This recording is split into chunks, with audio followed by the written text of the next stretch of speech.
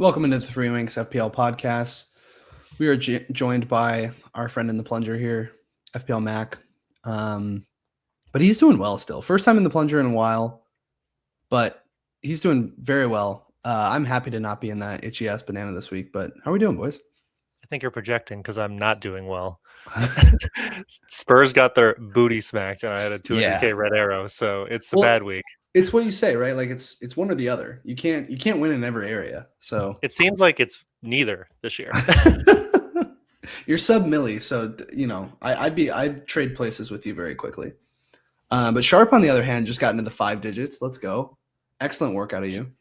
Yeah, absolutely. Feeling great. We're going to keep stringing that luck together for about 20 more or so game weeks here, 22, and see what happens. Yeah, hanging on for dear life. But, yeah, dude, that's every time you bring in a player, they just fucking – I mean, Harry Willllllsonnn, like every time. So you got the magic touch, dude. You do have the magic touch. I've decided that from now on, you need to go first in transfer plans so that Mac and I can just be like, all right. Yeah, no, I agree. Harry Willllllsonn, really great call. I'm going to stick with that one. Like, come on, let's all be honest with ourselves. We're going to all throw our transfer plans up. We're going to decide what we want to do. We're going to try to correct the other person, and no one's going to listen. That's God. I love it here. I love it here. Yeah, let's get into it. Game week 16. We were just talking before we came on. I thought we were all on green arrows. Max, sounds like you were on a slight red, but I mean, we were all relatively similar in rank. Sharpe, obviously, with the Harry Willllllsonn, just went nuclear on us. But it was, I mean, Mac and I basically had the same team, so I am surprised that I'm on a green and he's on a red, but I stay at 1.2 million, so I can't imagine it was too big. I can jump into my game week first. Boy, that double Arsenal defense, I'm a broken record. They fucking suck. Crazy. Newcastle continue to concede every week. I like want to get rid of Chow, but there's just not. There hasn't been like a good opportunity. And the worst part is now they're going to go into some really nice fixtures, and I'm just going to be stuck with them forever. So annoying. I'm really happy with the O'Reilly play just because I know that was like I was kind of last minute really trying to decide whether or not to go and upgrade Rodon to get Anderson and put him in instead. And I stuck with O'Reilly mainly just because of the upside that I thought he had, the potential for attacking threat as well as the odd clean sheet. That one went in my favor, but not like he went nuclear or something, but that was good. Captain Saka. I don't know if you guys were watching that game at all, but Arsenal are fucking miserable to watch. We can touch on it later, but I mean, just watching 2 own goals and trying to decide whether or not we're going to get points for that, like, or not 2 own goals, but 2 like deflections. It's insane. Foden and Bruno, go ahead. They're just a team built on individual moments of excellence and then solidity the rest of the time. It's like we're going to play this boring game and beat you to death, and then we're going to have a random star play. And I know I've been bullied on this pod for not having a team, but I think I'm really starting to understand why so many Prem fans don't want Arsenal to win. I get it. They're fucking annoying. Fuck them. Like, I don't want them to win either. They're so like, if they're gonna win, I need somebody like Saka to ball out and like earn it. You know what I mean? Like, be like an all-star player, superstar player that just is a complete game changer in games. And it's like, I hate this. Now we're gonna win 1-0, 2-1. Like, it's so frustrating to watch. They're so boring. Dude, this sounds like you guys, Mac, I get you have some bigger beef with them, which makes sense, but that beef sounds so similar to the beginning of the season where you guys were all hating on DEF CONs, and I'm like, it's the fundamentals of the game, baby. And in a year or maybe a time frame where the Prem is getting closer and closer together from a talent perspective and money perspective, where these guys can buy star players, having a boring ass just play the fundamental game to a very high level, I'm not surprised they're going to be the ones to kind of be on the top or rise. You're so annoying. I can't talk about like Arsenal without sounding incredibly biased, just being a Spurs fan, but like genuinely, it's just such a boring. Like every time I watch them, I'm like, all right, this is the best team in the Prem, and as like more generally a soccer fan, I'm like, it's always fun to watch good soccer. Like I like watching the Bayern of the world, PSG, like the good games. And these guys just come and they win, and I'm just like asleep every time. No, it's so I watched the entirety of Arsenal Wolves on Sunday, I think it was. And then I also watched the entirety of Bournemouth United. And it's like, those are night and day. Like, what are you talking about? That's not like, just go sit. You clearly didn't sit through the game, because you would not be saying what you're saying if you did. It was like Yeah. it was like a college basketball game where nobody can hit their shots. Like, and it's just like a defensive, hard nosed game. Like, it was so boring. Yeah. Anyway, I love it. Jesus. That's the type of ball I love, no matter the sport that's on the screen. Just hard-nosed defensive football. Let's get gritty. Let's, outwit the other team. Keep it between the tackles. Win this one in the trenches. Yeah, I got you. Sir. 3 yards in a cloud of dust. 5 center backs playing at all times. Yeah, it's anyway. We can harp on Arsenal at a later point, but yeah. So like on the flip side of it, City are the team that have been explosive, especially from like an FPL perspective.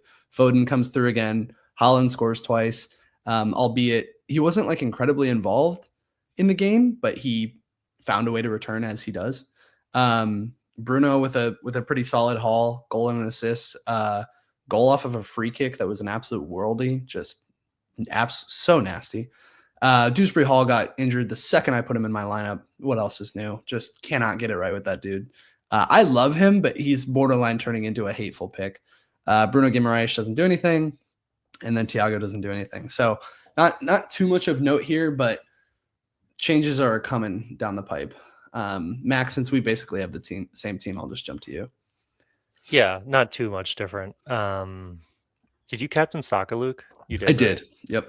All right, so we lost like 2 points there. Not a big deal. I can't really be too upset about that. Generally didn't hate my team. I was just surprised by like the complete lack of clean sheets I got. Maybe not from Arsenal as much because they're a little leaky, but like Anderson versus Burnley and then Tarkowski, I thought had a stronger chance. Or well, no, not Tarkowski because they played Arsenal, right? Why am I losing my mind? Who did they play? They played Chelsea. City, didn't they? They played Chelsea. So yeah, no, they played Chelsea. Jesus, that would make sense. But like the fact that he got 3 DEFCONs against Chelsea, like fucking blew my mind. I was like, it makes sense to play Tarkowski over Dewsbury Hall because I don't expect a clean sheet, but I do expect DEFCONs, and I got neither. So well, the good news is, you didn't lose anything by keeping Dewsbury Hall on your bench. Right. Yes, that's true. So yeah, I mean, I don't think there's a lot to report. Overall, I like, even though I took a pretty big L this week, I'm like fairly happy with my team is the thing. Like, it kind of sucks to get egg on the face after using the 6 free transfers. I was going to say, I saw it when I was screenshotting this, like in the top right here, it says 6 transfers, and I laughed out loud. I went, 6 is crazy. But yeah, there you was better be happy with your team. There was like a couple stupid moves in there. Like, arguably I should have just, instead of doing a sideways move for Gahey, kept LaCroix. But beyond that, I felt that my team was pretty solid to move forward with. So, I mean, like, I'm bummed. I think that I was looking at my live FPL, and the biggest guys I lost out to were like Harry Wilson, which is like, whatever, I lost out to a 4.5 mil. That guy cost me 64,000 game ranks, which was crazy. And then, I lost out to some of the Chelsea defenders, Liverpool. So guys like that popped off, but that I wasn't really looking at anyways. The only guy I'm actually mad at, I think, is Ekatike, but I did want to change structure, so whatever. Not too upset. Yep. All right, let's jump into Sharps. First and foremost, I am going to stand up for my boy Harry. Let's not shrug at Harry. My dude has gone 10, 8, 8, 16 in his last 4. That man he's on fire. Is a bona fide star. Obviously, he's what... No, go for it. I was just going to say, to be fair, I think the reason, like, personally, why I had hesitance, and I think what the negative of going into him is just that he hasn't, up until that point, basically into the last like couple weeks, he had been kind of like a 50, 60 minute guy, and there wasn't necessarily clarity that he was going to be that guy, but boy, do you know how to jump on the bandwagons at the right time. Like, because I mean, now there's no way he's coming out of the lineup. He's going to play 90 indefinitely now, so yeah, anyway, stellar pick. And not to mention, like, I texted you this while I was watching the game, but I mean, he was so involved. He arguably could have had more. He missed a couple of had a couple of big saves against him. Like, he was all over. Yeah. No, I'm obviously really excited for him. It's fun that you can find like these guys on worse teams that are just integral to their team, and they can be relevant in fantasy. Like, that makes fantasy, I think, so much more fun than just the big name people. Mm-hmm. Side note though, differential here is I did Captain Holland, so I got 4 more points out of it. To be honest, after the Arsenal game, I was like kicking myself because I had the chip on Saka last week at one point, and then just get bailed out with a pin and Holland being Holland on a basically jump ball in the box. So that was pretty sick. Foden continues to be Foden. Bruno putting up big numbers. I love it. I feel like this week was a different week for me because my defense, I feel like more frequently than not, is outscoring most of my midfield. And obviously my defense is pretty arse this week. So I'm glad that the rest of my attacking team brought it up. The Burn injury, if you guys saw the replay of that, just taking 2 full speed knees to the fucking ribs. Not surprised this dude is out. Punctured a lung, right? Yeah, he punctured his lung. And then was like, nah, I'm good. I'm going to keep playing. Like, he stayed in for a few minutes after that. That I respect him. Okay. I have a lot of reasons to respect Burn. I think he also has 4 fingers on one of his hands, right? He's a cool guy. JPP. Yeah, he's got 4 fingers. On that topic, though, Sharpe, you brought up something interesting. I feel like the meta up until this point has been the big at the back, right? Like big at the back has been back. But now Luke, you texted this offline. The defenders are dropping like flies, dude. Like we're going 2 injuries a week on a lot of the guys that everyone has. So, and then it seems like the midfielders have finally generally across the league figured out how to score. Do we think this is a little bit of a meta shift? Well, and not only that, but I was thinking about this today, back to game week 4 when I went on my rant about how it was like we had like fucking 20 clean sheets in a week. And I was like, what are we doing here? So teams that a few weeks ago we were looking at, they had these incredible fixture runs were like Manchester United. And then now it's like Brentford. And teams and Fulham is another one that obviously this week had good fixtures and continues to in the next couple. The next 2, yeah. And teams like that, or teams like those, are the teams that have proven that they can't consistently keep cleans, right? That even when they have a good fixture on paper, they're struggling to keep cleans. And like I think it is switching. The pendulum is just switching back a little bit of, no, if you're playing like a Fulham, like you're going to be able to score a goal against them. If you're playing one of these teams, you're going to be able to score a goal against them. Playing a Spurs. Right. Well, but it's putting the premium more so on like how we were invested from the get-go of teams with genuinely really good defenses, like your Arsenals of the world. And it's making that even more of a premium. But to your point now, I mean, Arsenal specifically is losing so many players from their backline that, yeah, the defensive picks that we have to go from are few and far. Either they're on teams that aren't keeping cleans, like your Evertons and Fulhams and whatever, or they're on a team that should be keeping cleans but aren't, like an Arsenal. So yeah. I think those are two. No, you go, Sharpe. I was just gonna say, I think those are 2 fantastic points. I think the other side of this, if we're going to talk about, I think you get to a point in the season where the team should have figured each other out. Like you've seen them play, there's enough film on tape, and now you're seeing those guys start to be able to score too. Like it's not just that there's not defenders scoring at as high of a rate. We're starting to find a little more consistency across the midfield and the forward position, albeit still small amount of people, but there is still some more consistency in those guys. So it just points to them. You want them on your team too. Well, and that kind of like lends itself to the template that formed, right? We're all 3 looking at our teams this week, and any other given week when you have 3 mids who score above 10 points, and in your case 4 Sharpe, like you're like, holy fuck, what an absolutely stellar week. But because to your point, it's been somewhat predictable, and you can look at a Saka, you can look at a Bruno and be like, okay, we can expect this from a Foden, what have you. Everybody's already on it. So yeah, totally.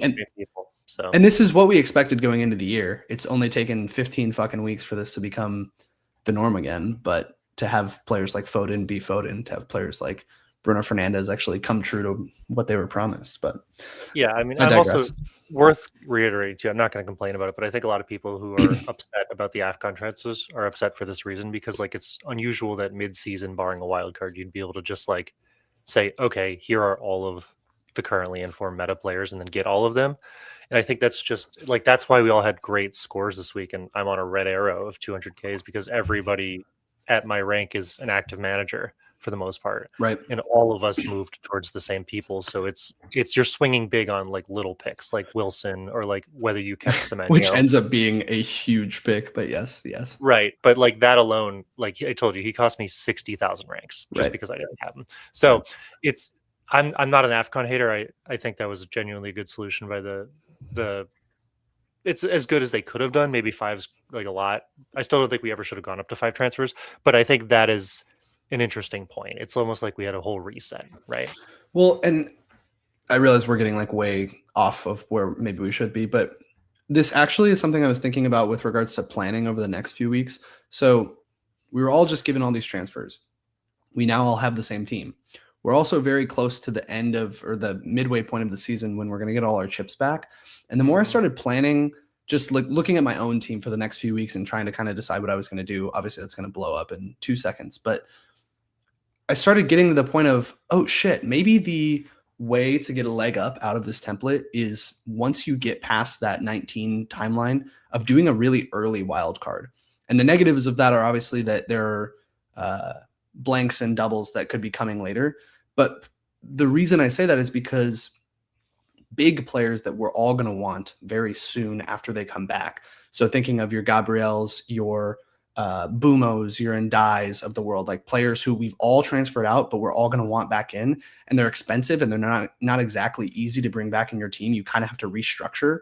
And I would love to say Salah in that conversation, but let's be honest, you probably don't want him. But point being, like, I don't think that has been talked about enough. I haven't really heard anybody kind of mentioning that of like, well, what are we going to do when we want these guys back? And I think maybe that's why some people are trying to hold on to some of those transfers and like prepare for that, I suppose. But the flip side of that is if you wanted to just take the reset early, I honestly think that's a good way to potentially make up some ground on people who have this meta team that we have. You can jump onto some fixture swings, as well as, I know last week we were talking about, Mac, you brought up like that Chelsea have a really nice run of fixtures starting in 21. You potentially have Palmer back in the equation. And even if it's not him, none of us really have any Chelsea. And I'm really speaking more so from like the community perspective because their fixtures have been so bad. So anyway, just something I was looking at of like, we might get into that point of, wow, we have a lot of players that we want to get back in. It might be worth looking at that early wild card. Yeah. I mean, my initial inclination is that that's a short-term gain type thing because then you have to play the rest of the season really, really well. Once you get into those double game weeks, you can get some huge capitalization on points if you play it right. But I mean, I think it's a fair point, right? Like probably the biggest thing to consider is how are we leaving our teams open, and are we investing in any major traps that are going to prevent us from moving quickly? Like, I think an advantage to all of us having a relatively similar team right now is if we can kind of keep this team structure, we can go anywhere fairly easily because we can drop out a Foden or a Saka or a Bruno, who are all very expensive. But if we spread those funds out evenly across the team, it might be really hard to move once some of these guys go. And also worth, I think, noting that AFCON, we've been talking about it. We're finally here. And like, I remember last time AFCON rolled around, I don't think you guys were playing last time. Some of those guys that we were all freaking out, we didn't get 5 transfers last time, we're literally back in a week. It was crazy. Like, you know, they go out in the first round of the tournament and you're like, ah, shit, Mbumo's going to be gone for a month. And then Mbumo's back in 18. And you're like, well, and imagine that scenario that we get Mbumo back that quickly, specifically with that team, because they play Villa and Newcastle next, but then they go into like, I want to say it's like Wolves, Leeds, and somebody like they have some really great fixtures coming after that point. So if Mbumo was back really quickly, yeah, it'd be a priority transfer for a lot of people. You're right. They go Wolves, Leeds, Burnley, yeah. Brighton. So. Like you're definitely gonna want him in. What's the maximum that a player could miss? Do you know, Mac, off the top of your head? Like 5 weeks? I think they could be gone to like 21. That's just a guess, to be honest. Yeah. I think it goes to like mid to end of January. So again, that's why like potentially saving a couple transfers to make a move like that, like to be able to restructure and afford to bring in a Mbumo. Because the problem is when we're looking at all of our midfields right now, I'm not getting rid of any of them. You know, it's like, and I maybe, as you guys know, but like, it's hard to get rid of one of them in favor of Mbumo. Like, who are you picking out of that group? It's tough. So, yeah, but one thing I will say about that though is Sharpe brought up something really interesting way early in the season that I think is going to become scary relevant now. Is like, unless you're playing a Haaland, who is like the guy, the Terminator, right, the monster boy, the robot. A lot of these players are streaky, right? Like the best players in the world are the guys who can do it consistently week in and week out. But, you know, I think that Foden's been popping off for a couple of weeks and the Wilsons of the world have been popping off for a couple of weeks, but I'm not expecting that to continue. Yeah. double-digit hauls. So, like, well, I'm very happy with the midfield. I think we just got to keep our eyes open and not like Semenyo ourselves again when we all probably held him, barring you actually, Luke, probably held him a little bit longer than we should have because those I got him at points exactly the wrong time. I wouldn't praise me as the Dude, you keep breaking my picks. I have Minta popping off, you bring him in, you break him. Semenyo's popping off, you bring him in. Like, steer away.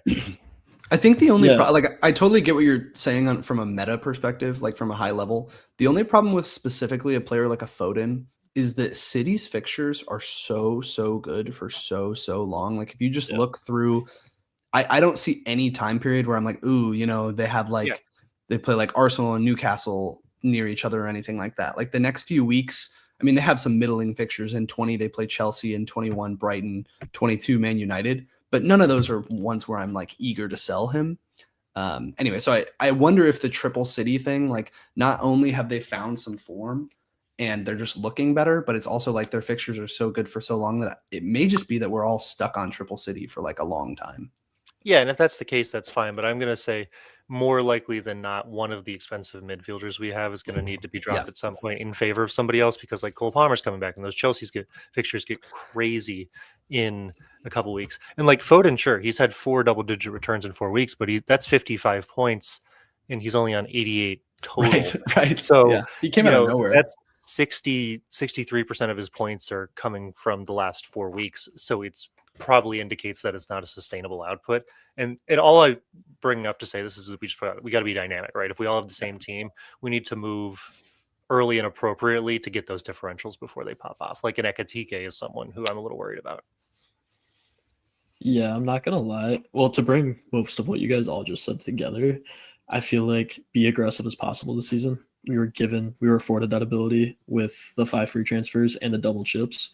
And taking hits so far has paid off, stealing Mac's advice from before. Second part of that, to the being dynamic, is the first thing you told us was fixtures and form. Mm-hmm. Pay attention to the guy that has strung it together for 2 weeks and has decent fixtures coming up. Right. The guy that had fixtures, I even think back to JP, like Chelsea had fantastic fixtures, dude was still ass. So like there are times where it's like, yeah, he ran it out. He drained his, plethora of points. They're gone. Time to move on from them. So just not being afraid to cut it and be aggressive as quickly as possible, I think is huge. 100%. I think I'm guilty of that, of being a slave to fixtures a little bit, of like looking at a set of, I remember earlier in the year, it was like when Arsenal had a nice stretch and I got Gyökeres because I was just like, well, their fixtures are so good. Like someone's bound to score and I'll bet on it being him. And to your point, like that, I can't remember. I think maybe he did score 1 or something, but it wasn't like explosive. And yeah, I think it's just being guilty of looking at the fixture ticker and being like, all right, this is the time he's going to find form, as opposed to seeing a player that does have form and also fixtures. Somebody I wanted to talk about along those lines is listed here in Antoine Semenyo. So he has had a pretty solid drought for a while now. We talked about him a little bit last time, but I think he's a really interesting player in general because just to like recap his season really quick, he comes into the year, he is expected to be kind of what he was last year, where he's potentially the best player on Bournemouth, but one of a few players who get things done. Iraola is a really good coach and has spread that attack in a lot of different ways. Then he comes in, he's scoring free kicks, he's scoring open play goals, he's scoring pens, like just looked like an absolute talisman on that team and an absolute must-have. Then has gone on this really significant drought. Then Manchester United and Bournemouth play yesterday. They score 4. He scores 1. I mean, the one thing that I do really buy into with him that people talked about is that he really practiced in the offseason his like finishing and making sure that he's always putting it in the back of the net. And that has shown. Like he's so clinical, when he's one-on-one or when he's got the opportunity to actually put it away. But the reason obviously to bring it up is that he's got Burnley this week. He is still highly owned. So there's a level of like fear associated with it, of like that he could really hurt you. But at the same time, I'm curious like where you guys are at on Semenyo as a whole. I think if you own him, I'd love to keep him for one more week, but I actually think that the fixtures turn pretty terrible in 19 because it goes Chelsea, Arsenal, Spurs at this point. It's like a Wolves basically, but Brighton, Liverpool. So that's a great run. But I think one thing to consider about Semenyo is that every team in the quote unquote big six basically wants to sign him in January, and he has a release clause. So I think that there's almost a certainty that he's going to leave. And, the the fixtures, I can't tell right now. I haven't landed on if I care about the fixtures getting bad, if he's going to leave and we should have him because he's hopefully going to go to a better team, or if we have him and he transfers. Not if it's Liverpool. That's where we don't want him to go. But like if he just mix him in somewhere, maybe left back. Yeah, he'll figure it out. Yeah, put him in left back. Yeah, exactly. Right. If we have him and he transfers to another team, though, does he then sit on the bench for a little while? Like, right.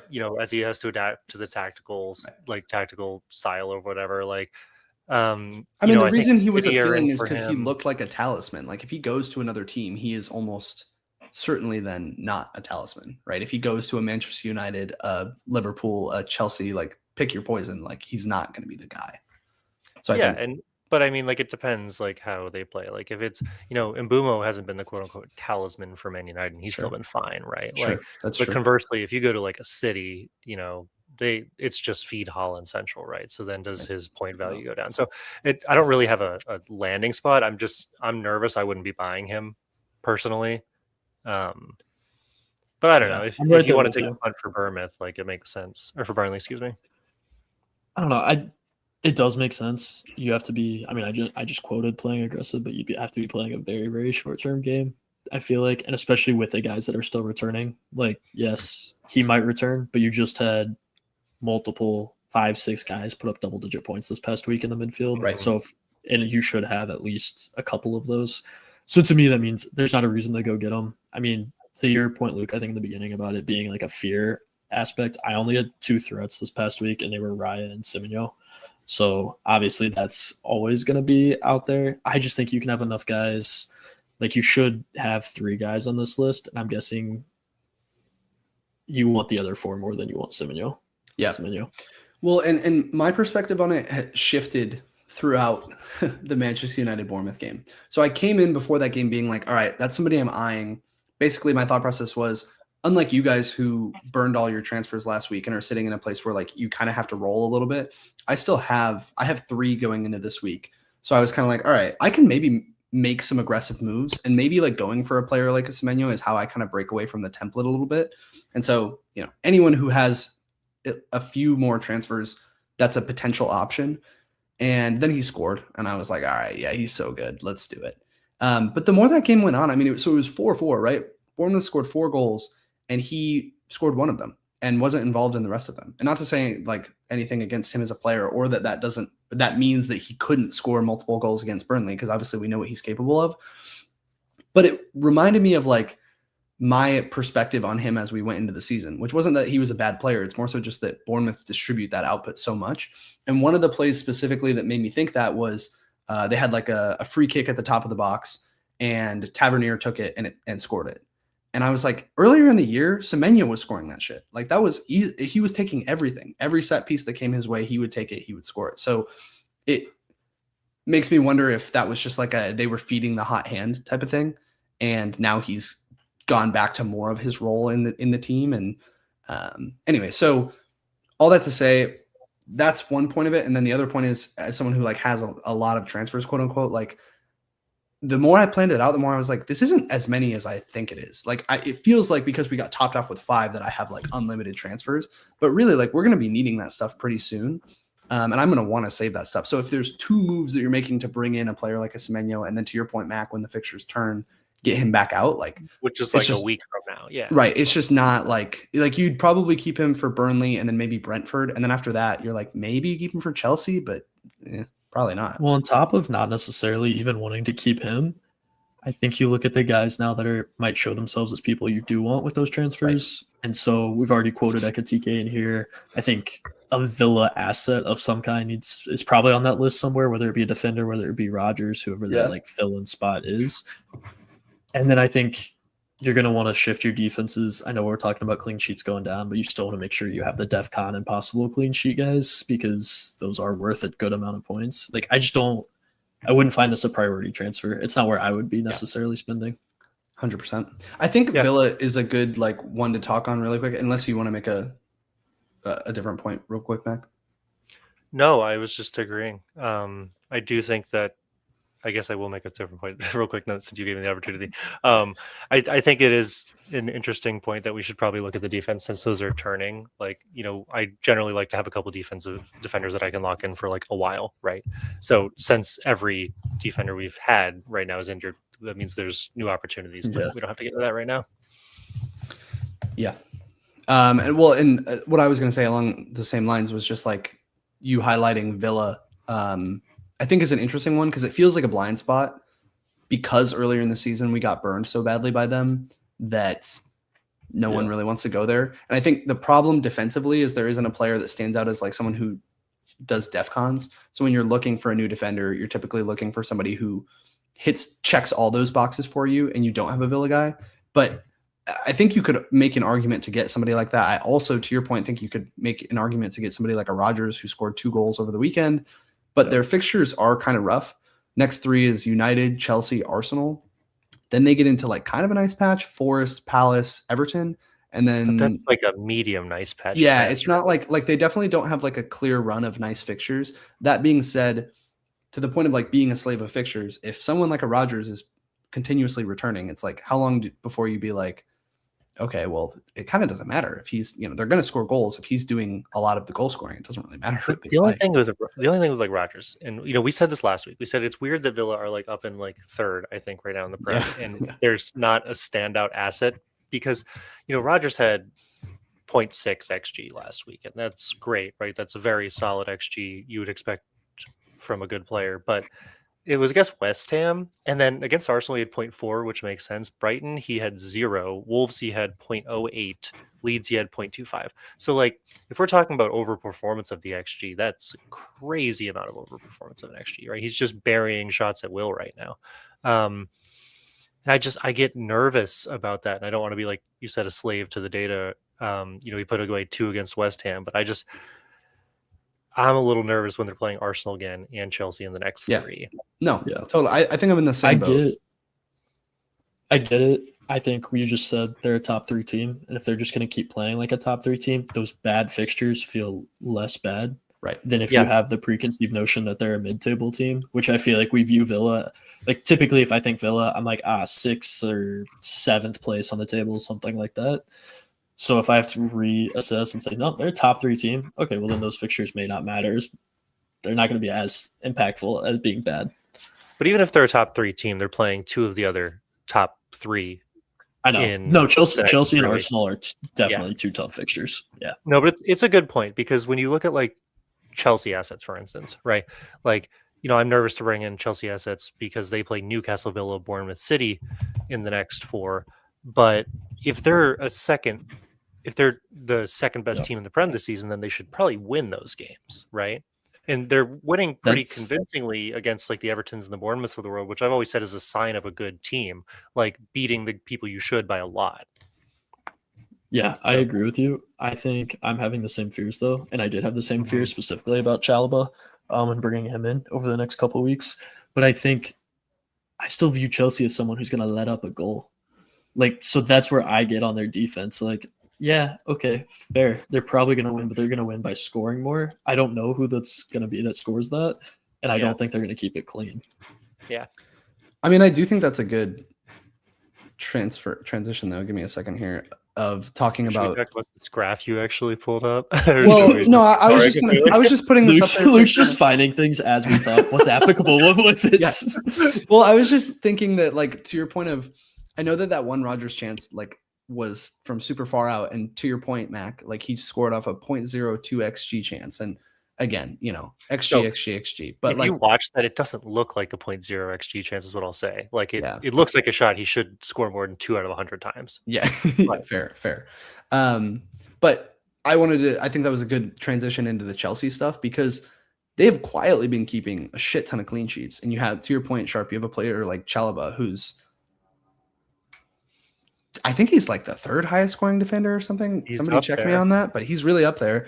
And they've been keeping cleans despite like not great fixtures. We all had Sanchez and, Palmer and like all these guys early in the year because their fixtures were so good and they kept some cleans, but not as many as you would have liked. And recently they've been doing really well defensively. To Mac's point, their fixtures really start to turn in the next few weeks, genuinely in I think 3 or 4 weeks. But again, not being a slave to the fixtures, looking at a team that's doing really well defensively and saying, why do we not have those defenders? So I think it's an option. Okay. He's actually the second highest scoring defender, by the way. And he got 9 points versus Arsenal, 11 Bournemouth, 9 Everton. So yeah, you're right. They're keeping more cleans than we'd expect. Mm-hmm. I want to look at, I agree with you. And I think Chalobah is more than, and I can understand why anyone would say I'm bringing him into my team or having him in my team. Makes sense. He also has some decent attacking threats in there. It's not just the cleans, which is nice out of him.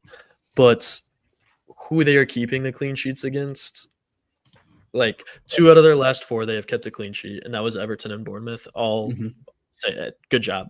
That's well done. Those are worth it. But then before that, you're giving one up to Leeds, and your other cleans were Burnley, Wolves, and no offense to Tottenham, but Tottenham. No, don't worry. I'm going to give a lot of offense to Tottenham on this episode. So then that's when I look at this and I'm saying, okay, Newcastle. I put Newcastle offensively above the teams that we listed and say that's not going to be a clean. I put Villa up a higher tier of that. I don't think that's going to be a clean. I look at City. So then I'm looking after that City fixture in 21. I think Max called it out. I think we really all have. That's when I'm really looking at bringing in these guys. Yeah. No, but I brought up that point just to say you're right. Better teams will probably win these games. It didn't matter at the beginning of the season who we played Arsenal against. We were Arsenal are cleaning. Right. I think that the longer the season goes on, the sample size gets bigger, and you can say more definitively these are actually good teams. We're almost halfway through at this point. But I mean, this is a particularly tough run if you're looking at 4 teams that we expect to finish in the top half, probably. Yeah. So I think you're right. I think we will all be jumping on them in 21, and I think that gives us a little bit of time to assess the Cole Palmer situation more. Luke, to your point about getting ahead, though, if you got fixtures and you felt like Gabriel's not going to keep cleans in a couple weeks, I don't think there's anything wrong with just taking a punt on Chalobah and then having him before he rises a ton in price in 21. Yeah, and I guess Heard, I'm on the same page as you guys. I'm not going to bring in a Chelsea asset right now, but just to play devil's advocate for a second, one, we were just talking about how all of there's slim pickings on defenders just in general. Mm-hmm. So that's one. And then 2 is to your point, Sharpe, you're okay, well, it's really hard to predict which fixtures they're keeping cleans in, but it doesn't really matter. If you played Chalobah every week of the season so far, he would give you the second most points. So it's that's easier said than done, obviously, because then you're okay, he didn't keep a clean against Leeds. Am I going to start him against Bournemouth? But point being, that might just be a player that you're looking at it and you're why is he not plug and play into my team every week? Why is he not sitting there the same way as a Timber is and just being the only weird thing is that he's just gotten a lot of goals. And the problem with that is the entire season I've been weary of these high scoring defenders because I'm how long these defenders as a whole have just overperformed goals across a lot of seasons. And I think that's just because defenders are tall and set pieces are the meta this year. But it just makes me so hesitant to trust these guys, right?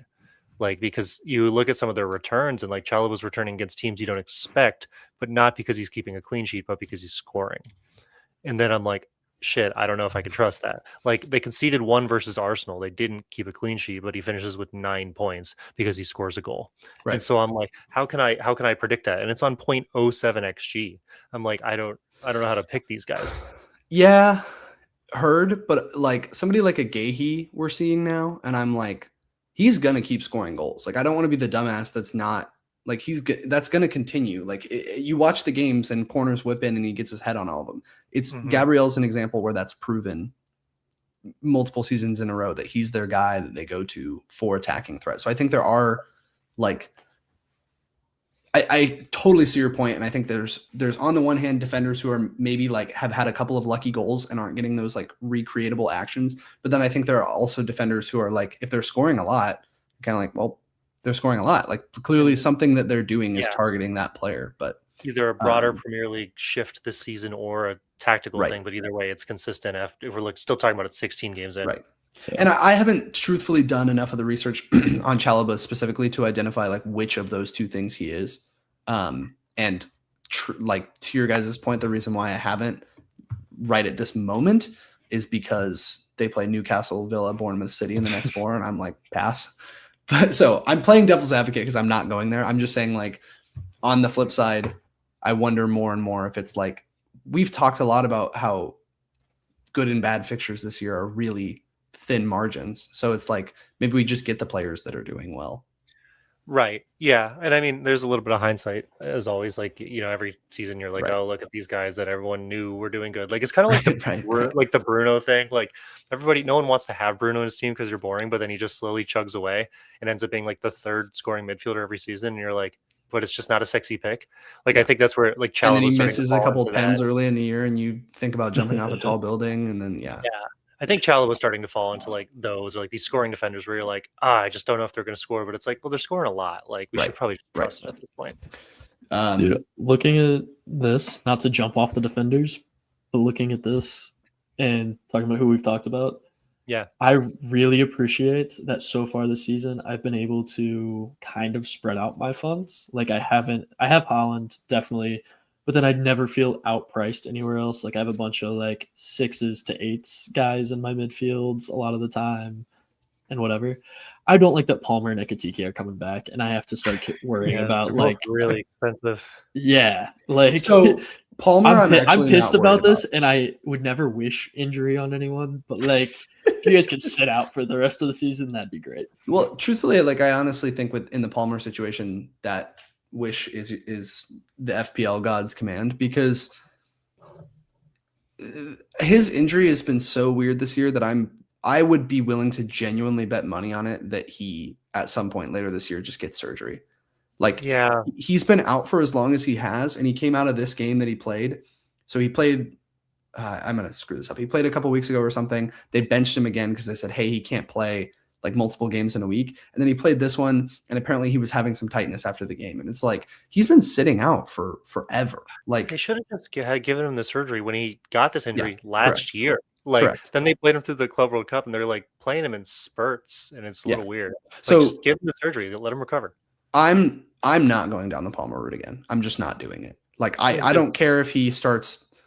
Well, that's not true. If he scores, we're back, baby. But I just mean like, even if he starts kind of like showing signs like this of scoring every other week or something like that, I'm not going down that route just because I know I'm going to get burned in that sense, and I'm willing for me personally to bet on that just because like nobody has a lingering injury like this. I watch a lot of different sports and nobody has this, and then they just are fine. Like that never happens. I can give you like an example. Son Heung-min had the same injury like 2 years ago, and like it was just kind of the same thing where like even when he was playing, he just wasn't at his full form, and it was just kind of like we found out after the season that he had this thing. It was like, oh yeah, that makes complete sense. And I feel like you're right. Like Palmer might come on and it gets aggravated in the game, or it gets aggravated because he has to play in an important Champions League fixture, and all of a sudden he's not starting, and it's he's still, what is he, 10.5 mil? He's 10.3 mil. It's wild that like players can rise. Like Phil Foden goes from 8 to 8.8 million in like 3 weeks. Yet Palmer is only at 10.3. Like weird. Yeah. Sus. But yeah, I agree with the point generally. Sus. All right. Well, jumping onto the Ekatike side of things, then he does it again. Like he just consistently does it again. Not only that, but Szoboszlai scores, and then I meant to check this before we came on to double check that the sources aren't wrong, but I saw something today that Szoboszlai is out till February. I heard earlier that it was short term. Hold on, where did you? Are you getting Anfield papers? I might be getting. Let me look something. But yeah, I think I saw Anfield papers post that, and they just post like hyperbolic shit all the time. Okay, so maybe. Well, that's annoying because that was kind of factoring into some of my decision making. So okay, I just love that I know something downplayed. Maybe I don't know. We'll see. But can we pull the game up from this weekend? Oh, is this the wrong weekend? Absolutely brutal, Luke. It was really fun to watch us draw leads again. Thanks for putting that in my face. He's just rubbing it in. He's saying it's a little mistake, but it's Sorry. not. However, I would like Sorry. to see the game where Ekatike scored 2 and we won. Well, he scored 2 in both of them, so it's hard to tell the So- difference. I think the thing is with Ekatike is this is like kind of what we expected. We were always just waiting on minutes guarantee. So now that like unlike Right. Palmer, where like Isak's injured, I think this is like solid. Like Yeah, so like Most Ekatike solid, is solid. the only player in this team that like even when he was being a sub, he comes in and he scores. Like he's the only player that is consistently scoring on this team. Mhm. And from an FPL perspective, he's like second or third on the team in terms of total points, despite the lack of minutes that he's had. Yeah. So that just goes to show how effective he is when he does play. And now with Salah being gone and potentially Szoboszlai being out for even maybe a little bit of time, his minutes are pretty nailed. It seems like they're going to go to that 2-striker system. Isak still is kind of like recovering from some level of injury, it seems like. Anyway, tell me I'm wrong, Sharpe. I can see you freaking out. No, I'm not freaking out about you being wrong. I'm freaking out because I hate the 2-striker system. Like I love getting these guys on the field, but you're essentially putting Salah out the door if you go to a 2-striker system, as far as I'm concerned. I mean, I think that's I know that's yeah. regardless of it, whether that's either true way. long term, he's gone for AFCON, so it's definitely true short term. Fair. And I get like to all your points, Ekatike, yeah, like as a fan, we could have told you, and I did, I think, say it on this podcast that I don't want Isak once Ekatike started putting goals in. Now you still need, a starter and a backup striker. I get it, but like Ekatike looked really fucking good, and this is just kind of put that in limbo for longer than it needed to be. I think the other part of this game was Gakpo not being in either. And so he wasn't fucking dribbling in off the left side again, like he loves to do, and take his bullshit shot from about the box. So I think that coming in, but I will say, looking at this game too, like Salah subbing in for Joe Gomez, coming in, getting the assist, but he had chances that were just absolutely butchered. So that does not inspire confidence in me going anywhere near Salah either. Not So that anyone is Wirtz- really going to. I I was also want gonna to say say. that like Vert's played pretty well, and he's always like my opinion on Vert's has always just been he's like one of those guys who's not going to get he's going to be like the assist to the assist kind of guy. But I know Vert's has been getting a ludicrous amount of shit on the internet. Are you happy that he played over Gakpo? Like, was this finally like a good move as a Liverpool fan, or are you not? Well, You're not Gakpo has a knock, so yeah, that was why it wasn't like a yeah, choice. but like he played well. I think is the general consensus. No, I think that's fair. I think Verts continues to get a lot of shit for how he started the season. I think he's starting to find some more comfort in the league, which is Mhm. good to see and what we need to see. I still think he's kind of ass. I'm not gonna lie to you guys. I was watching this game and he dribbles into defenders a lot. I still think he needs to be in the middle though. I don't know if I want to put him out on any wings or anything. So you keep him in the middle and creating in there. That would be my take right now. I would want him, but I would also. I know we talk shit about Semenyo coming to Liverpool, but I'd kind of like to see him go play left wing and Ekatike play the top and see what happens. Yeah, you Jesus, guys dude. are just greedy bastards. You Find need one everybody. more goal scorer. No, that's what's going to solve the problem. Sharp is another Yes. another. This is talisman what I'm from a saying. different team. Like, Let's just further. Add Let's just another further lane to the destabilize the highway. oh my We god, hate a Sharp! consistent lineup. Further destabilize it. I'm Add- looking, and I definitely saw infield papers. That's exactly where I saw the. You got Yeah, what's the NBA? You got Sentelled. you did get So Sintel. brutal. Well, that's good then. Okay, all right. So then let's talk about Ekatike as an asset for a second. Obviously, I've been texting you guys that I'm pretty partial on going there, so I'm a little biased for sure. But at the same time, great games. yeah. So at the same time, everything that we've said, like he's got a knack for goal scoring. He is genuinely the only Liverpool player who you can look at and say has been super consistent at scoring when he's been on the field. The only reason we haven't gone there was beginning of the year, the threat of Isak coming. Once Isak came, the threat of Isak starting, and then He got injured. at this point, kind of being he got injured, and then at this point, like we don't know what the lineup's going to be. There's just so much fluctuation.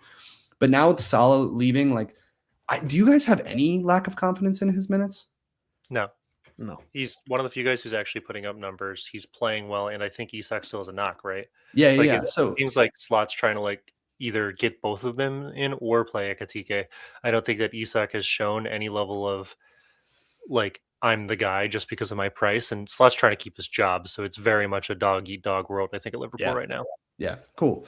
So, I mean, we're on the same page there. Then I think the potential drawback is still the same one that it's been all year, is that can you trust Liverpool to beat bad teams? Because their fixtures coming up are part of the reason why it's really enticing to go for one of them, because they have Tottenham, Wolves, Leeds, and Fulham in their next 4. But who knows what Liverpool's going to show up every week is still the issue. And the problem with Ekatike specifically is he is hella expensive. And the reason I say that is, like, to give you a reference point, compared to Mateta started the season at 7.5, and he's like the guy at Crystal Palace. He's on pens. He's doing all the things. He's scoring multi-goal games and blah, blah, blah, blah, blah. And Ekatike is still, what is he now? Like 8.6. 6? Yeah. So he's really expensive for a player that isn't doing all the talismanic things. That being said, if Sobo is out for any time, it's actually possible that Ekatike is the guy on pens. Not that should like be the main factor on whether or not to bring him in by any means. But if Sobo's out, it's a good point, right? Like, you want more avenues to score. Yeah. No, not necessarily Sharpe. Like I'm definitely spitballing on that, but you got to think, this is my hierarchy in my head: Salah, Isak, Sobo, then whoever. And I would think Ekatike would have as good a chance as anybody of taking that. He could, yeah. I don't know. I might look at McAllister in there if he's in, but either way, couple points. As much as Liverpool has been terrible for a lot of it, it's not about not scoring goals. Like, we were held clean against City for sure and Forest, but that was 6-7 games ago in the Prem. We still put up 2-3-1-2 in our last 4.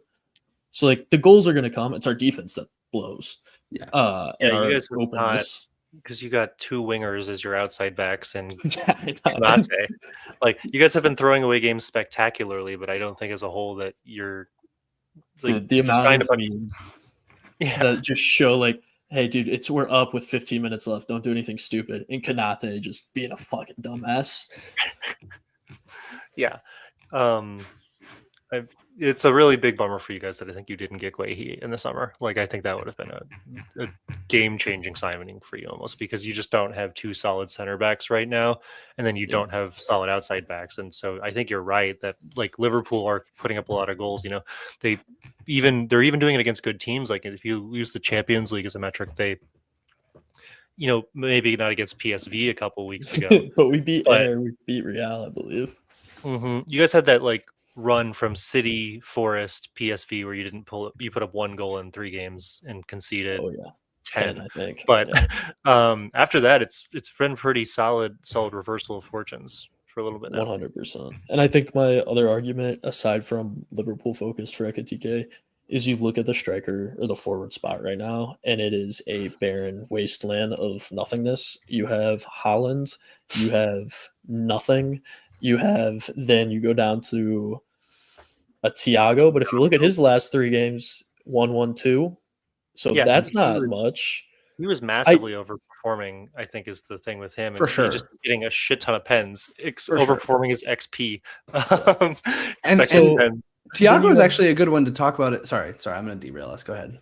No, it's okay. I wanted to talk about it. I know, I did too. But then you have DCL as the only other guy probably right now. He's 5'5", so he should be your budget forward, really. He's up to 5'7", I think now, maybe 5'6". The problem with those two, though, is, I mean, so this is what we were talking about earlier. So Thiago's had a dip in form, but his fixtures are phenomenal. Calvert-Lewin coming into some good form, his fixtures are horrid. Like, and this is what, because I was considering him last week, like, they're awful. And so with Thiago, like, we knew that he was overperforming. I think maybe you weren't there for that pod, Sharpe, but Mac and I talked a lot about how, like, he was overperforming. He was getting pens all the time, and we were like, "This is not data boys." But like, ultimately, it was still a thing where we were like, "It's not sustainable." But he's still like clearly their talisman, and they have these great fixtures. So it's not like you can't really sell him. Not you can't, but it feels like he still could return at any given time. But what is a Thiago return? Like, if we're looking at Thiago returns, he's got a couple 13s, and like they're not huge, yeah. And there's a 6 and an 8. It's then it's like a 6 or 8. 1-2. That's really what he's. Like, and That's I pretty much think it. if we're talking about guys who could, I'll get to this in the transfer ones because I said I wasn't going to take a transfer this week, and now I might because of this conversation. This might be stupid, but I think if we're just talking like if you're outweighing a Thiago versus an Ekatike, both Liverpool and Liverpool as a whole and Thiago have good fixtures, right? Because they're both playing Wolves in the next 2 games. Right. And if I compare those 2 players, who's likely to score not 1 but 2? In my mind, that's Ekatike. So I don't know. Yeah. I think that's the right way to think about it. I would go Ekatike there. I think at this point, if you can't afford to go Ekatike, I don't think you move off Thiago because, again, who the hell else are you going to go to? Like, there's just no one. And again, like their fixtures are so good. Like teams that, no offense, Mac, but teams that I like to target from an aggression perspective are teams like Tottenham and Everton, which he has in 19 and 20. He has Wolves this week. Even Bournemouth, are a tale of 2 teams. I heard somebody quoting today on a pod I was listening to that like their away form, they're like top 5 XGC, but then in their home form, they're like bottom 5 XGC. And we see that in these games. Like you think of them against Palace, where it was like 4-3 game. They just played United. It was like 4-4. So maybe I'm getting the home and away switched. I don't know which way it is, but point being, like they're kind of Jekyll and hiding it with either they let in 4 goals or 1, but regardless, they're not keeping cleans. Anyway, point being, his fixtures over the next few are really, really nice. So, and to Sharpe's point, it's a barren wasteland. So I don't like, I get the, if you're going to Ekatike and you see the appeal there, I'm totally there for it. But I also think you might be able to get to 3. That's what I'm trying to do potentially going into this week, is actually just go straight to 3 strikers. It means you have to make a big sacrifice somewhere else. And so I realize that's not everybody's flavor. But anyway, I think it's just like, how do you get those funds? Because do you have a Guehi? Did you dead end that striker spot or not? I did, and so that's what I would be doing. But he is. This is what I'm talking about. Like he is super, super, super expensive. That's the problem. Like, yeah. Anyway, one other team because we can just get into some of this stuff in transfer plans. But one other team that I'd be remiss if we didn't talk about really briefly is just Arsenal in general. So defensively, they just can't stop conceding, and it's so fucking annoying. I thought about suicide at the end of this game. I didn't do it, but it was on the table. I mean, I want to shout out all those Arsenal fans who said I want to shout out all those. Sorry, I probably can't say that. Said our B League win the UCL. Fuck you guys. That's what I was saying all season. I fucking hate you. I'm not praying for injuries on any guys, but like genuinely, it's a real bummer for their season that like all of their literally entire back line is injured. Then Ben White comes back, then he gets injured, and Mosquera comes in, and he gets injured. It's just like, what the fuck is going on there? But like, I think we have to have a serious conversation about like, should we have them if they're on like shoestring defensive budget now? Like they're Liverpool right now. They are. I just want to go back to Luke's threat up there because I'm sitting at my grandpa's 80th birthday next to my father as my father watches the Arsenal game on the phone, and that fucking Wolves header goes in. And, it's a tense moment. The room got a little colder. So you were not alone in that feeling. There were Arsenal fans out there with you. Yeah, what a weird. Oh god, it's also frustrating though, because like when you look at the XG, like they did the job. They limited them despite having, to your point, Max, shoestring defenders. I think there are 2 points that I'd make on that though, in favor of potentially keeping the Arsenal defense. Timber, who I think, do we all have him? Is that right? Yes. So Timber, who most people have, is that much more guaranteed for minutes. He's going to play every damn game. And also last week they were without Calafiori because he was suspended, so he'll be back. So, and Saliba came back and played. I'm not certain that he's going to play every single game right now. Maybe they'll ease him back to some extent, but I don't know if they have that luxury. So now in theory, you do still have Timber, Saliba, Calafiori, and then you have, Mosquera and Capier on the other side. So then it's like, that's actually 3 of their 4 starting back line. It's like not that bad. It seems bad because of how many injuries they have had and how much they have been conceding, but it actually might be okay. I think it's more so just like Arsenal defenders aren't getting additional points on top of their clean sheets right now. So you're paying a lot of money for players who are just you're expecting to get 6 and then they're not getting it. Like that's the really tricky part. Let's do a thought experiment. If I could afford to keep Timber and have Thiago or bring in Ekatike at the sacrifice of an Arsenal defender, what do you think's better? Because I think part of the upside of these Arsenal defenders, as you said, was that they were putting in goals a game, like multiple goals a game across the back. And players like Gabriel was like DEFCON too. Yeah, but now like they're not really even if they start keeping cleans, then you're looking in there. If they don't start scoring again, because like a Timber has to play center back because Gabriel's injured, right? Then I'm worried about just the price because of how expensive these guys already were, and then they've risen.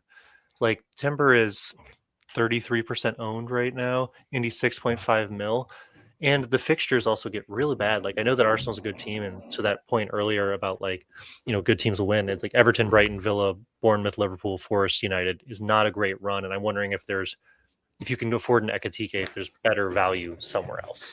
I think it's just there may be better value. You may be able to drop them down to somebody cheap, but the problem is like, look at the cheap option that everybody went to last week in Anderson.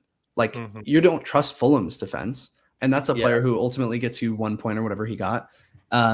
You don't have a lot of alternatives. You could we had all this conversation about going to like a Chalobah and just being like, fuck it, save the money, take it elsewhere. But this could also be a scenario where Arsenal have not been conceding high like XG and they have been letting in the goals. It may just be that we're on like a little bit of an unlucky stretch. And if you sell them now, then you're like the minor and the diamonds, like you're right there.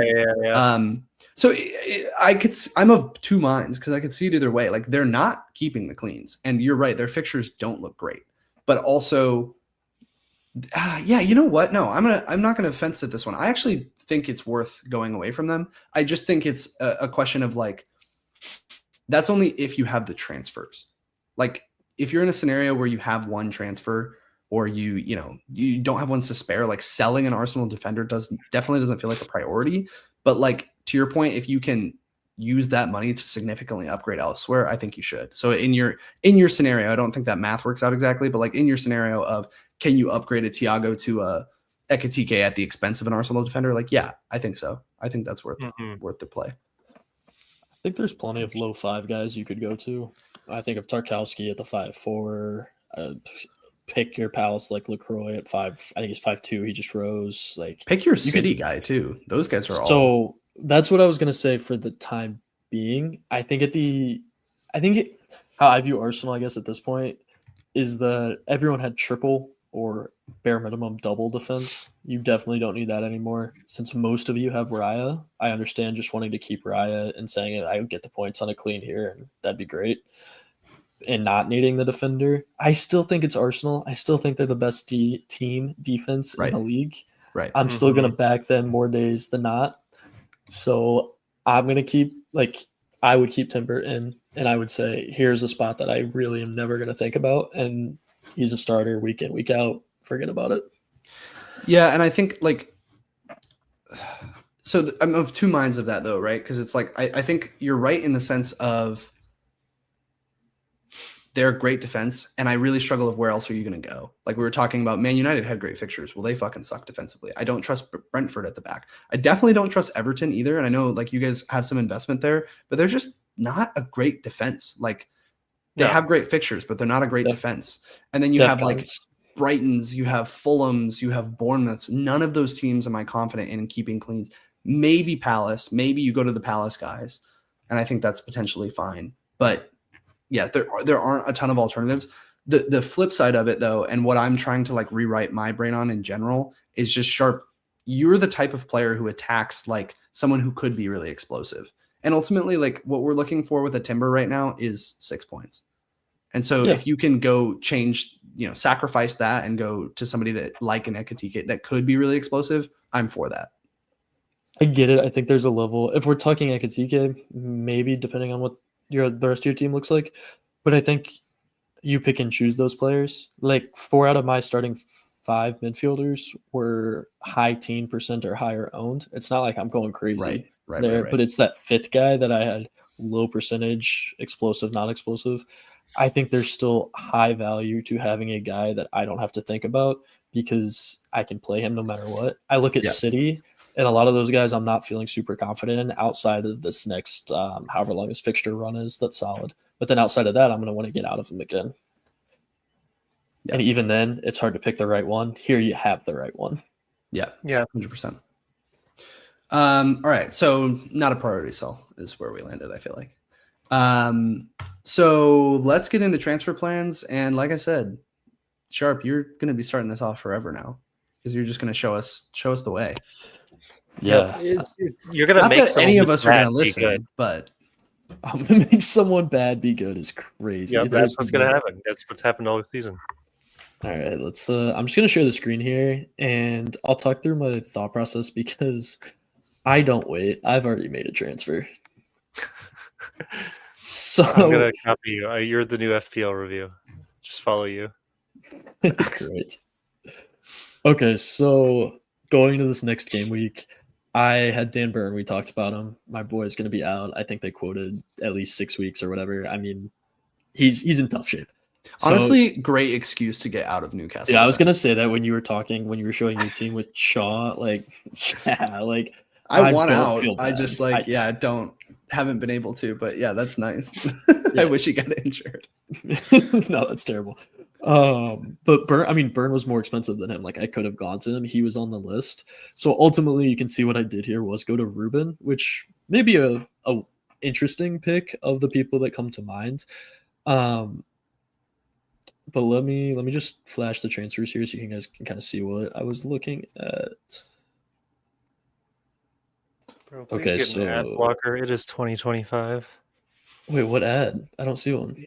It was I get whiplash every time you pull up your screen and I see ads because I think I've had an ad blocker on my computer since middle school. All right. Well, this would be a beautiful time to point to the top right corner of our screen and shout out StreamYard for sponsoring the pod. All right. So, but I usually filter on form actually rather than total points, which I never use the laptop. So feel free to point me in that It's going direction. at the bottom right now. Middle now. Thank you. Okay. So these are the guys that like are coming to top of mind for me. So we've talked about Chalaba a little bit. Obviously a consistent scorer, someone I could afford, had plenty in the bank to do it. What I did not love are those fixtures. So you're looking at the Newcastle, Villa, Bournemouth, City. That terrifies me. And I know at one point you mentioned being on them early. I just don't think I need to be on anyone 4 weeks in advance. No, at this point. yeah, it's very So- My early. opinion is that it's still too early for the Chelsea guys, just to be clear. Yeah, no, totally fair. So that takes out him and Gusto. I already have Tarkowski. I think we've talked about him plenty, where he's a great shout. I wouldn't necessarily bring him in this week because I think they have Arsenal. Yeah, but then after that, oh, baby, that is pretty. So shout him out. That takes Gusto off. Munoz has been hurt. Bass is going to AFCON. I already have Guay. So now I'm really looking at City guys because of their fixtures and who's popping in here. Ruben, Gvardiol. And their fixtures are just so good. I mean, for a while. They're good for a long. That's why I'm saying I honestly think we're going to be on these City guys for like forever. They're really. I think that's fair. So then it comes down to Ruben. Comes down to Gvardiol, I guess, is up there, and then who's the other one? Nunez. Mateus Nunez and O'Reilly. Yeah. O'Reilly. That's fair. O'Reilly did kind of slip my mind a little bit. Like he was on the outskirts of it, but that's because when Aït-Nouri comes back and who knows what could eventually happen there. I just feel like Ruben has been putting up, obviously he has the higher form, 14-8. He had 7 a few weeks ago. Like getting those 3 out of 5 weeks of my defenders is a great haul. And would be very happy about that. And he was, I think the ownage is very similar, like percent owned, but he's the guy getting least amount talked about online. And sometimes I just kind of like to not do what Twitter people are talking about. I mean, his thing is basically just because he's a center back. Like the reason he's never been like he's been good for a long time. The reason he's never been like the City guy is just because he doesn't have the attacking threat of a Guardiola historically or like O'Reilly. Yeah. And that's the only difference there. Yeah, but he is as nailed a starter as any one of them, and I think that's a great reason, if nothing else, to go with one of the guys out of Pep's backline. To your point, Sharpe, I honestly think it's tomato with these guys. With Ruben Diaz, he's 5.6. Mateus Nunes and O'Reilly are 5.3. Vardiol is 5.9. So you get a little bit cheaper in those guys, but it's really whatever your flavor is. Mateus Nunes has done well in the past couple weeks. He's gotten an assist, and I feel like I saw him more recently, but he's gotten 3 assists in his last 6 or 7. So he's another option there. Yeah, O'Reilly is probably the most like attacking of the 3 in underlyings, and like if you're kind of watching him float into the box a little bit more, but he also has that threat from Ryan Ait-Nouri when he comes back from AFCON potentially. So yeah, I honestly think any one of these guys is totally fine. And I also think you could even argue to just go to Donnarumma if you ever needed somebody in their back line, but all their defenders are good options. So I think that's a good call. And I think having triple city is like, it's good to get ahead of that if nothing else, because I think it's just like kind of needs to be the way. 100%. And just to touch on that, just because I think it's an interesting thing, because you look at our teams and we're all relatively similar. I think one of the big differences is the money I get to save at the goalie position. I think goalies are so similar across this entire year that like you could throw almost anyone back there at this point, and I don't think it's making that big of a difference. That's always true. Like I think that's super fair. Yeah, I mean, Verbucken has 45 points, so it's not great, but good fixtures, right? Like Sunderland, West Ham, and Burnley the next 4. I think like if I to your point, Sharpe, if I really needed the money, I would make the transfer. But the same reason of why you're like, I should go to a cheap goalie is the same reason why I wouldn't waste the transfer on a cheap goalie.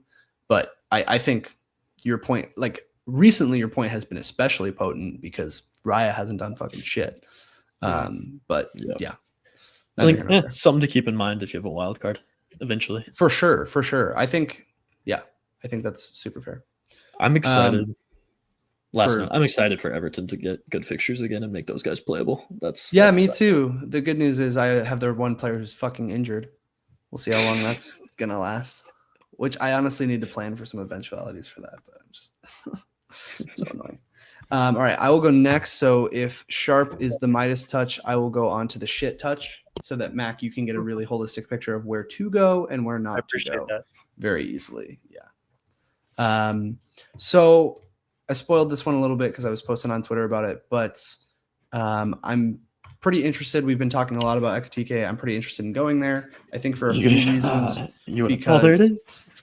I thought you were going to forget to add it to the studio again. I'm going to be so honest with you. Why would you think that? I think for a few reasons, right? Not only all the things we were talking about in terms of like his minutes and all that stuff, but also as the third place of the 3 of us, obviously I want to make ground. And I feel like to do that, I need to differentiate a bit. And he's a good way to do that. He's not like super low owned. I think he's like 20%. So it's not like he's a differential like Harry Wilson is, but he's relatively low owned. So there are a few. So I have 3 free transfers, 1.2 in the bank. So like on paper going into the week, tentatively I was going to play 4 at the back. So you have Thiago and Haaland up front, and then you'd have Saka, Foden, Bruno Fernandes, and Bruno Guimaraes as the 4 midfielders. I was going to bench Dewsbury Hall no matter what. So him being injured doesn't actually like hurt me all that much this week.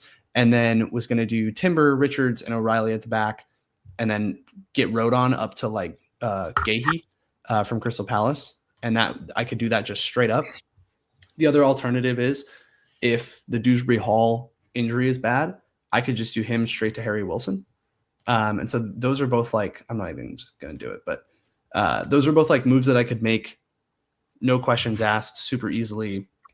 Bing, bang, boom, 1 transfer, and then roll the rest of them. And to the point we were making earlier, like just save them for a rainy day. And I think they're going to be useful. So I'm of one mind to do that because there's no real problems in the team, right? You have Haaland and Thiago with great fixtures.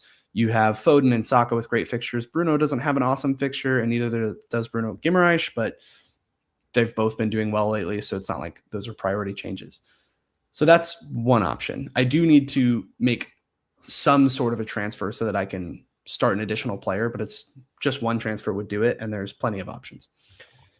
If I wanted to go Ekitike, though, which I'm pretty sure I do just from the differentiation perspective, as well as like, I know we were talking that Mark Gui might get some minutes, but he's definitely not going to get any minutes. They're not playing him in any It's a dead end spot. It's a complete dead end spot. And like I knew that, but it's like really a dead end spot. Like he's not going to get any minutes.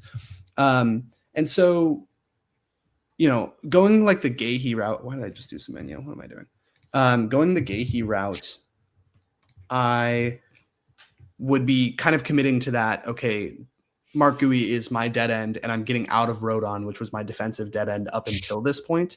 But that feels low upside again, to the point of like, where are we going with this?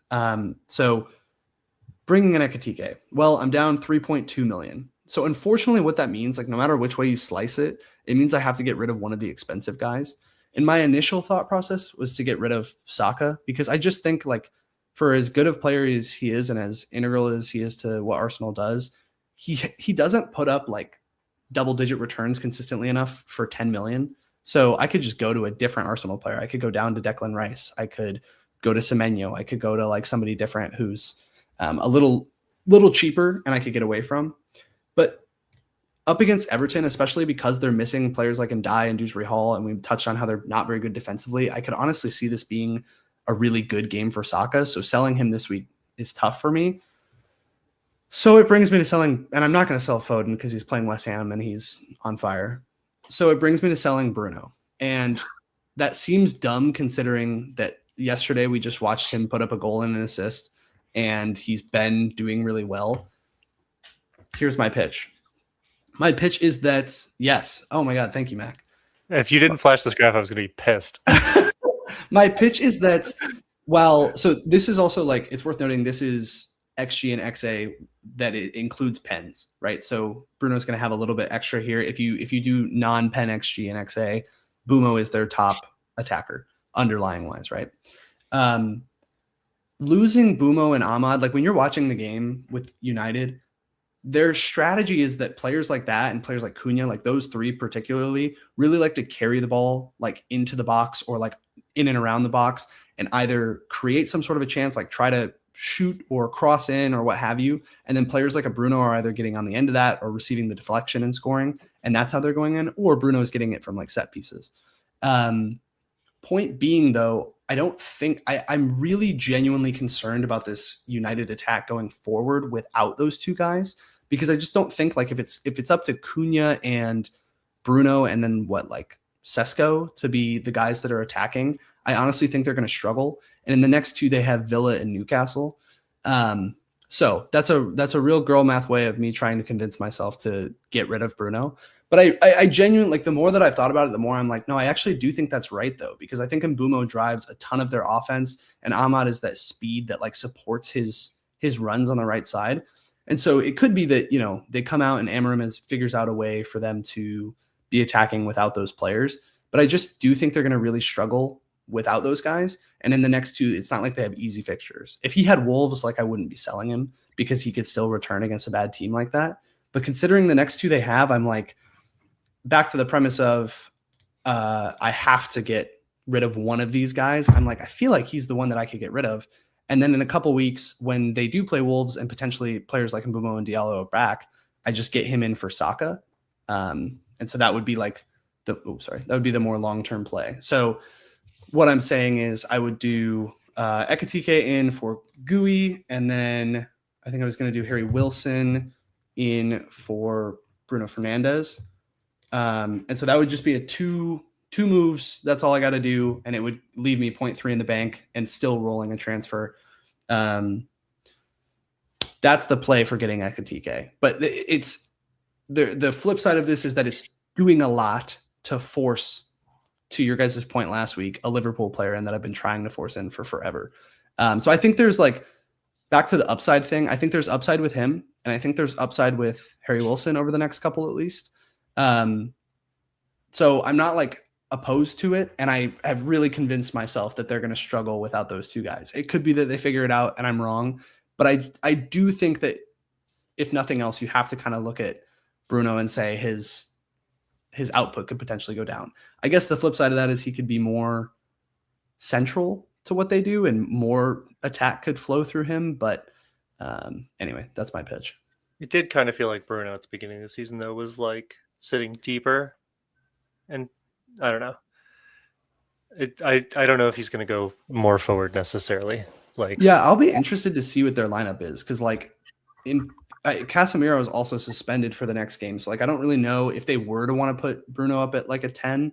I don't really know how they do that, but we'll see. I guess my only thought, and maybe it won't matter, maybe you'll be able to ignore it with transfers, is you have lost a lot of flexibility now with your 3 dead end spots being like Dewsbury, Rodon, and after these next 2 weeks, I don't think you're going to want to play Willllllsonnn. Like that's when his fixtures are no longer the best in the world. Yeah. So then you're putting those 3 on the bench like pretty much every week. Maybe with the transfers, you're saying you would just bring Saka down and reinvest that somewhere and make like 2 better players. But yeah, so in a couple weeks, I'd probably do this back to Bruno when he gets Wolves. And then to the point of like maybe wanting Bumo back, maybe that's something I'm able to do with the money that I save from getting out of Saka. But this also, to your point, Sharpe, lends me back to why I think a relatively early wild card makes sense. I think I can make this team work and this structure, to your point, like this does put me into kind of a tight structure, but I think I can make that work for a few weeks and then get to that like 21 point. And that's tentative. I could be convinced otherwise, right? But that's tentatively what I'm targeting for a potential like wild card again, because that's when the fixtures really switch and I can get rid of like, I'm probably not going to want Ekitike at that point once Liverpool's fixtures turn, Salah's back, maybe the lineup becomes more uncertain. Chelsea's fixtures turn, like, I don't know. So there's potential for those changes. To your point, I'm probably not going to want Harry Wilson anymore. Like it starts to switch. But you can always pivot out of this kind of stuff. I think that's possible as well. And I think with Dewsbury Hall, like as much as he is 5 million, he's proven that he can haul and they have really great fixtures. The problem with this whole plan is if the news on Dewsbury Hall on Friday is like, oh, he's out for 6 to 8 weeks. In which case, like I could just I still have 0.3 in the bank, so I could get somebody else for him. I just don't, at that price point, there's not a whole lot. I could get Potts from West Ham. which is go for fine. Anderson, maybe. Is he still affordable for you? Or is he again, not a player that I'm like super interested in. It looks like I'm 0.1 short, but whatever. Oh, neener, my Dewsbury Hall's worth more than yours. Mine's 5-1. Nice.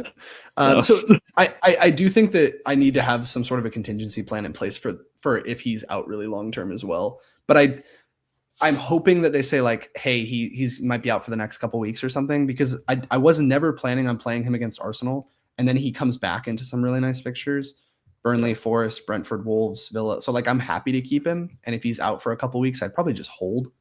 But anyway, so that's my tentative plan. That's all. I like that you're playing aggressive. I think that's cool. I respect it. Yes. That's all I got. He respects me, Mac. That's good. That's good. He's giving you the official blessing. You're going to do good this week. No. I'm just bringing in. I applauded the strategy. I did not applaud how it was going to impact this week. Yeah. All right, Mac. Take us away. Yeah. Let me get it up. Or do you not? Captured. Yeah, actually, still share. I'm going to share. Are you guys in agreement though? Like we didn't touch too much on Arsenal attack. Are you guys like, how are you feeling about Saka? Obviously, you guys are like relatively new to having him, so maybe it's not something you're looking to transfer out anytime super soon. But I've had him for a while.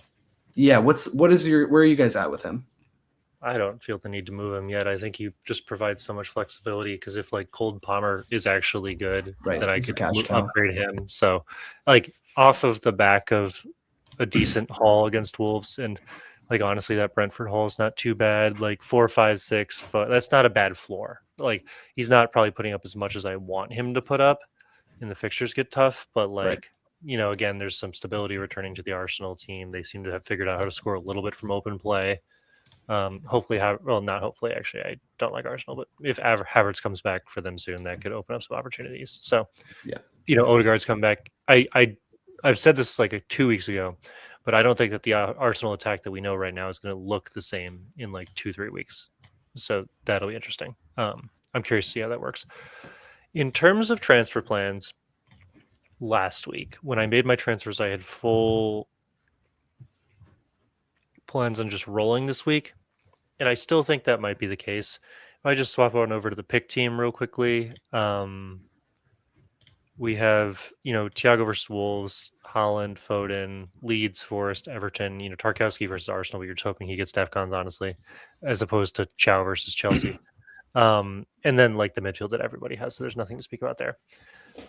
What I can do in what feels like a admittedly dumb move is I could, if I really wanted to, off the back of our conversation earlier, I could drop out a Thiago for an Ekatike and then bring in like a stupid cheap defender, but I don't know if that's a good idea.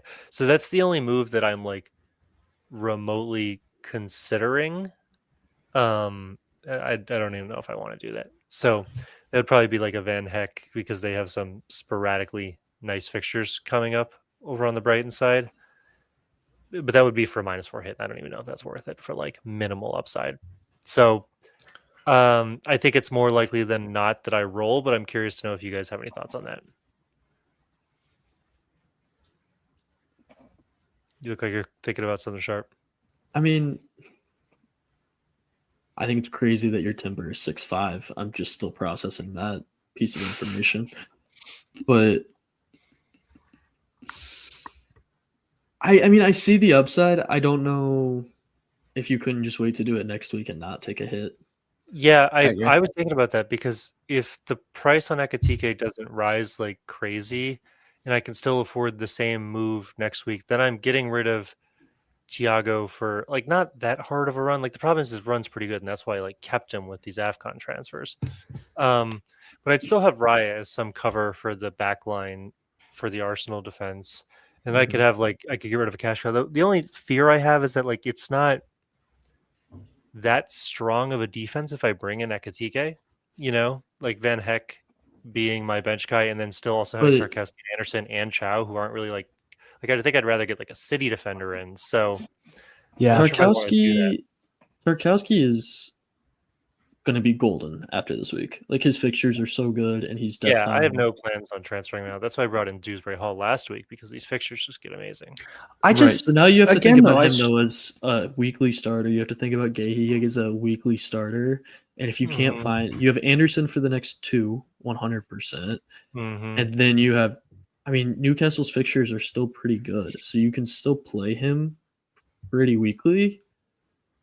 So if you just have a guy that has sporadic fixtures as that spot, and you're saying, I believe that Ekatike is going to score 2 more goals than Thiago over the next 3 weeks, like I see the draw. my But pitch do you think is it's worth it for a hit this week? Right. I still think you wait till next week. But I like the move. I guess I'm applauding the move. Mhm. I definitely don't think it's worth the hit, Mac, especially just because Everton are so depleted offensively this week. Like, Yeah. that feels like a good fixture for Arsenal. Famous last agree. words. I've said that every week for the last fucking however many. But No, but with Ndiaye leaving and then Dewsbury Hall being out, you're looking at the goat Bassey Sharpe to Facts. score a goal. I know you just brought him in, so you don't want to hear this, but Everton are bad defensively. I know they have great fixtures coming up, but like taking that to a City defender, like taking Tarko to a City defender, I think makes so much sense. I know they have great fixtures, but listen to the City fixtures go forward. West Ham, Forest, Sunderland, Chelsea, Tarkowski Brighton, has like 74 points. He's got more points than O'Reilly and same points as Ruben. He has DEFCON capability almost every week. And like no goals, I think is the thing too. Yeah, with like this is Tarkowski. good old fashioned like defensive. old fashioned defcons. He's got good zero- old fashioned hard nosed zero defcons. goals. Okay, hang on. Let me look at something. I don't That's- know. I think one of the guys I'm more tempted is like a Keane to get like a cheaper guy. So as you said, I could Yeah. bring in a City guy. The problem is with that is just that if Braithwaite comes back, I don't know if Keane's guaranteed to start, and I don't know when Braithwaite's returning. So, that's my only hesitancy because Tarkowski's a weird one. I will say, as an owner, he's been really frustrating. I've had him since game week 6, and like more often than not, I bench him on a game where he gets a haul, and then I play him where he should just like get DEFCONs or something against Chelsea, and he does nothing. Right. So it's a little too confusing to own him. Like I had 10-point Tark on the bench for this Bournemouth game, but I thought that was the right move at the time. So No. it's like worth investing that much in him. Honestly, I think you guys are right. I didn't realize he was this high on the point totals. Like that he's doing it with the amount that Everton are keeping cleans. Yeah, never mind. But I mean, it's a legitimate point to like you could drop him down to a Keane, have a better bench guy to capitalize on the occasional Everton fixture, and then bring in a City guy. Like I do like that, and then keep the Newcastle guy.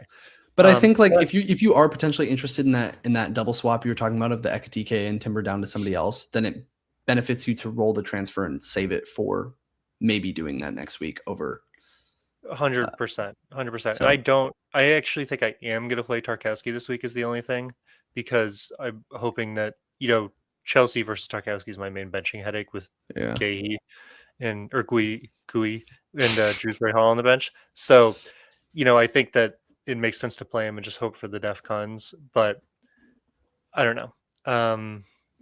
Yeah. Well, and I mean, as much as like on paper, Arsenal should beat the shit out of Everton, we know how they like to do. It's like 1-0. So yeah, if he lets in one goal, he gets DEFCONs and then you're fine. So I think I agree, by the way, just to be very explicit on that. I think I will not do this transfer this week. I think it'd be stupid to get rid of Thiago versus potentially the team that's on the run for the worst ever Prem finish. Yeah. Like I think that if I send that transfer, it might be on Saturday. And like, as soon as the price locks, like I might just bring in an Ekatike.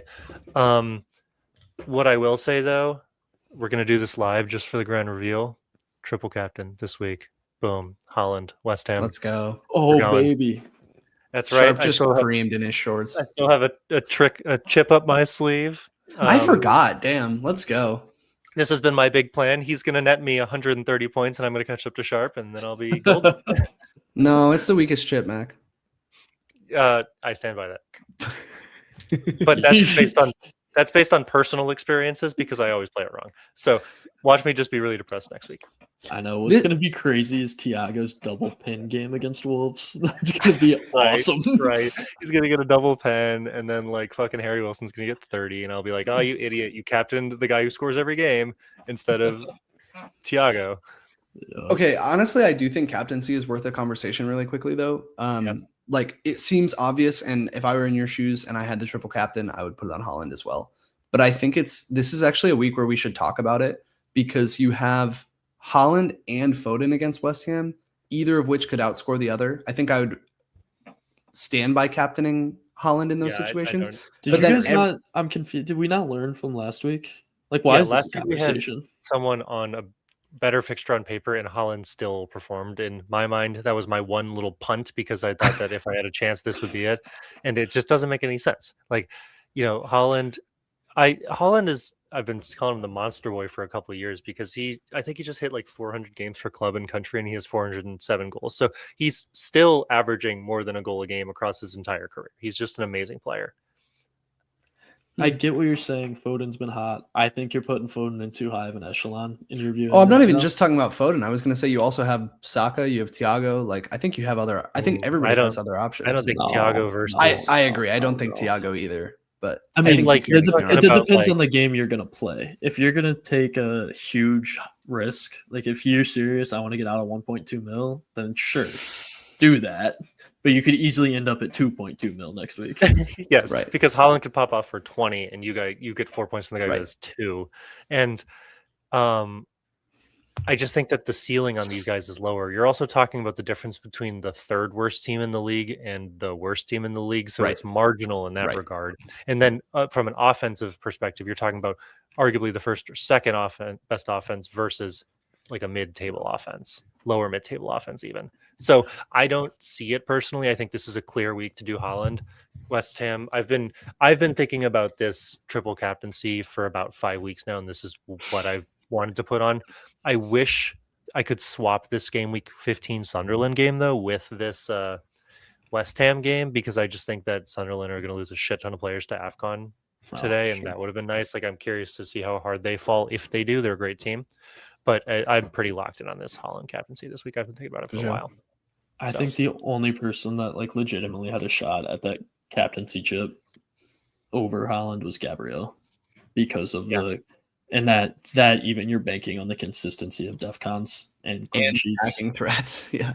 Well, that's like even taking that out, like his floor is just so much higher than a 2-point return from Holland. Yeah, I see your point. Yeah. Yep. So that did remind me though, Sharpe. You were at the game we saw in Green Bay where Holland played, right? yes. We saw Holland's first ever goal for City. That was pretty Oh, cool. let's go. Sick. Wait, that's Hell insane. yeah. I didn't realize Yeah. that. We saw that live.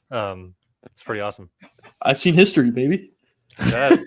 Let's go. And he went on that season to break Before the scoring record. So that's crazy. It was actually because of us. mhm. Before we go anywhere, I had one benching question for you guys.